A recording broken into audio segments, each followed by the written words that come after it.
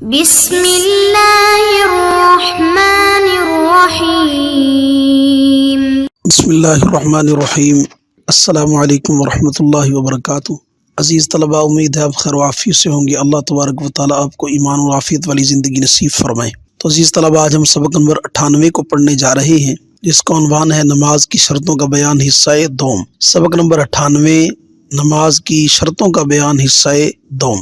تو عزیز طلباء، آپ پچھلے سبق کے اندر ترجمہ اور عبارت پڑھ چکے ہیں، تو آج کے سبق کے اندر ہم کچھ عبارت اور عبارت سے متعلقہ کچھ ضروری چیزیں وہ پڑھیں گے۔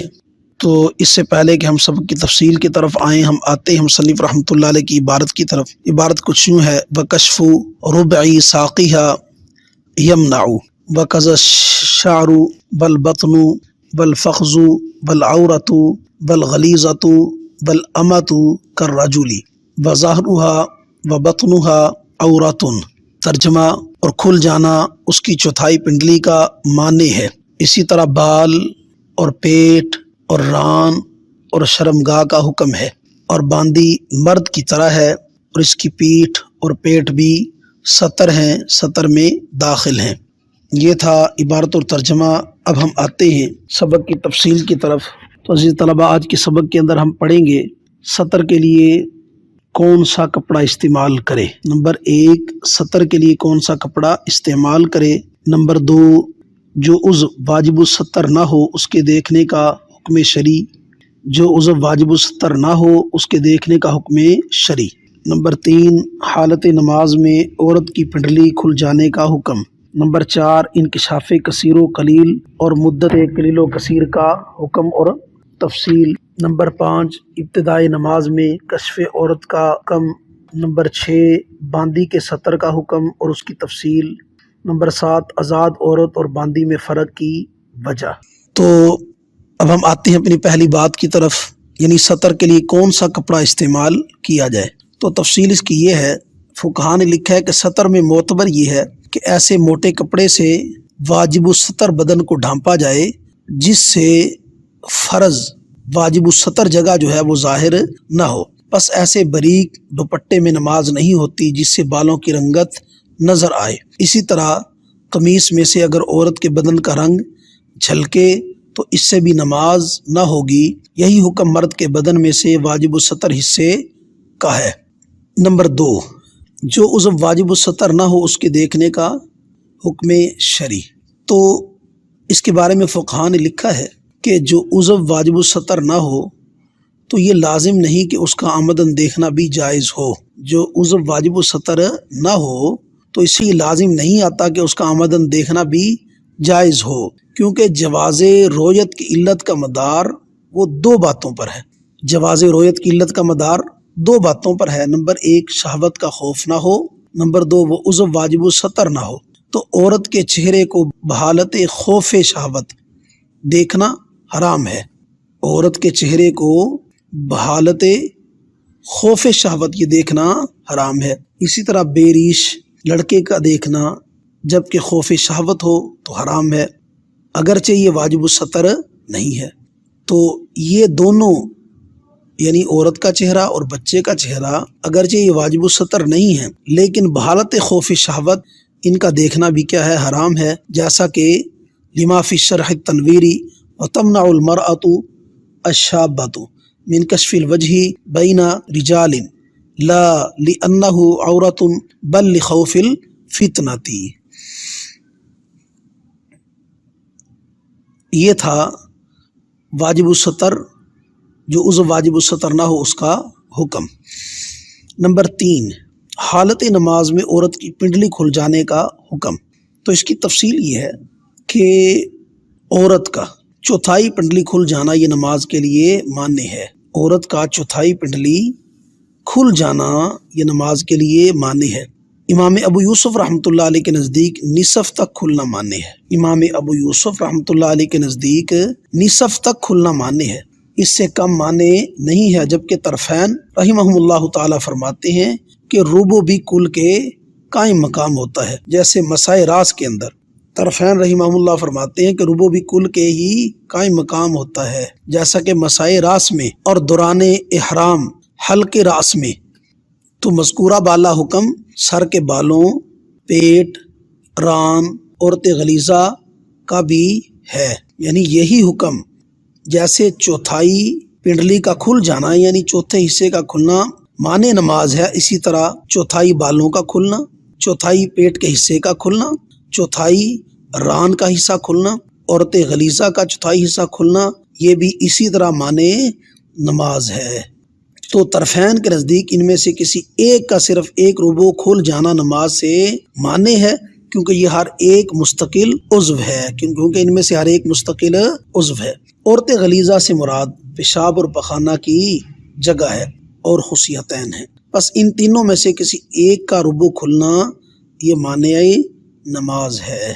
تو یہ تھا حالت نماز میں عورت کی پنڈلی کھلنے کا، اور اسی طرح پر سر کے بالوں، پیٹ، ران، عورت غلیظہ وغیرہ کا حکم، جس کو مصنف رحمۃ اللہ علیہ نے وکشف ربع ساقیہ یمنع سے تعبیر فرمایا ہے، اور اسی طرح آگے فرماتے ہیں وقذ الشعر والبطن والفخذ والعورت والغلیظۃ۔ تو یہ تھا پنڈلی کھلنے کا اور اس جیسے اعضاء کھلنے کا حکم۔ نمبر 4، انکشاف کثیر و قلیل اور مدت قلیل و کثیر کا حکم۔ تو اس بات کا سمجھنا بھی ضروری ہے کہ انکشاف کثیر و مدت قلیل میں ممانعت نہیں ہے، کہ انکشاف کثیر مدت قلیل میں معنی نہیں ہے، یعنی پنڈلی کا یا واجب الستر جگہوں کا زیادہ کھلنا مدت قلیل میں یہ معنی نہیں ہے، یعنی کھلتے ہی اس نے جلدی فوراً کپڑے کو اس کے اوپر کر دیا، تو یہ انکشاف کثیر بھی مدت قلیل میں معنی نہیں ہے۔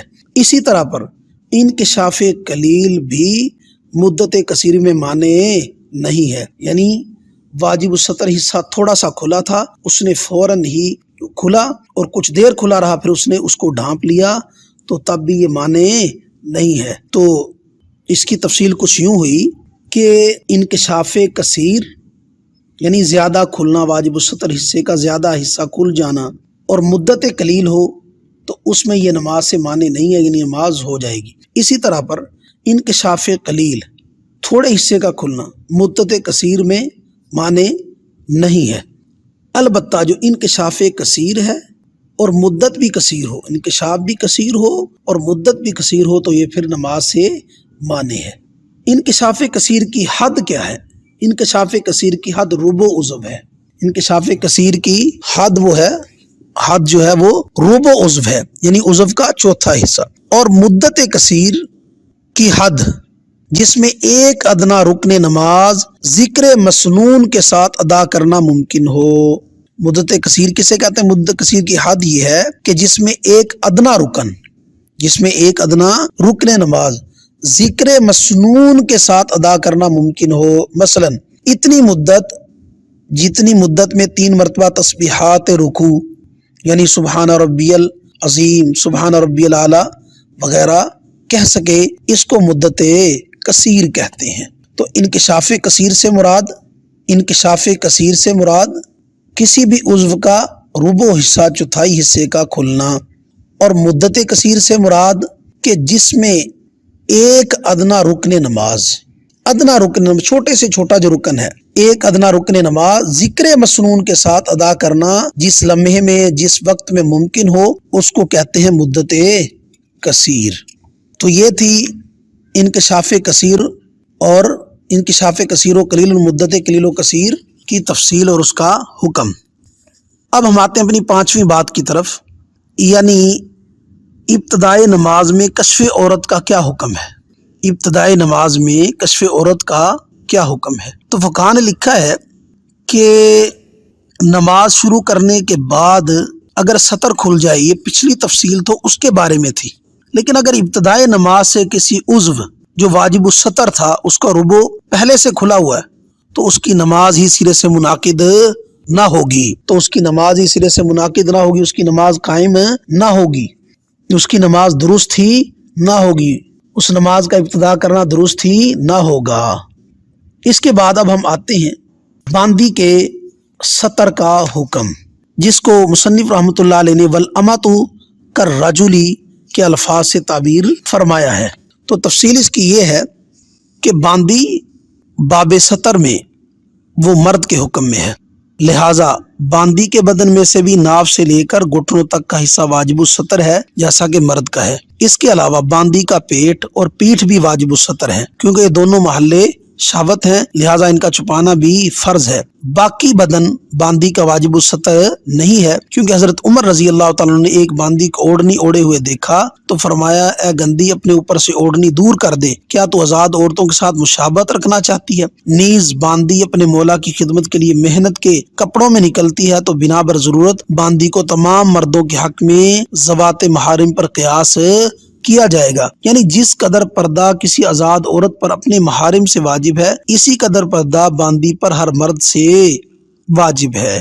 یہ تھی باندی کے سطر کا حکم اور اس کی تفصیل۔ نمبر 7، آزاد عورت باندی میں فرق کی وجہ۔ تو یہاں پر یہ بات کا سمجھنا بھی ضروری ہے کہ آخر باندی اور آزاد عورت جو ہے ان کے سطر میں فرق کی وجہ کیا ہے۔ تو فقہاء نے لکھا ہے کہ باندی اور آزاد عورت میں چونکہ بئی معنی فرق پایا جاتا ہے کہ باندی مال ہے جس کی خرید و فروخت درست ہے اور آزاد عورت مال نہیں، اس لیے ان کے سطر میں بھی فرق کیا گیا ہے، حتیٰ کہ اگر باندی نے ننگے سر نماز پڑھی تو اس کی نماز جائز ہے جبکہ آزاد عورت کی جائز نہیں ہے۔ تو یہ تھی تفصیل باندی کے سطر کی اور آزاد عورت باندی کے سطر میں فرق کی وجہ۔ عزیز طلبہ، یہ تھا ہمارا آج کا سبق۔ تو آج کے سبق کے اندر ہم نے پڑھا ہے سطر کے لیے کون سا کپڑا استعمال کرے، نمبر 2 جو عضو واجب الستر نہ ہو اس کے دیکھنے کا شرعاً کیا حکم ہے، نمبر 3 حالت نماز میں عورت کی پنڈلی کھل جانے کا حکم، نمبر 4 انکشاف کثیر و قلیل اور مدت قلیل و کثیر کا حکم، نمبر 5 ابتدائی نماز میں کشف عورت کا حکم،